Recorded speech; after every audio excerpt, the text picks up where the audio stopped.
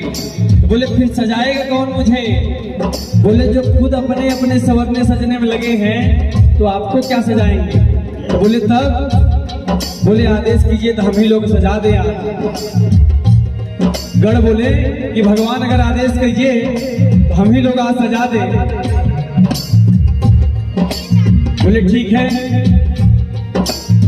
अब गढ़ लोग मिलके सजाना चालू किए। कैसे? भोला जी के गढ़ मिलकर तैयार हो, भोला जी के गढ़ मिलकर तैयार हो, जटा के मुकुट सर्प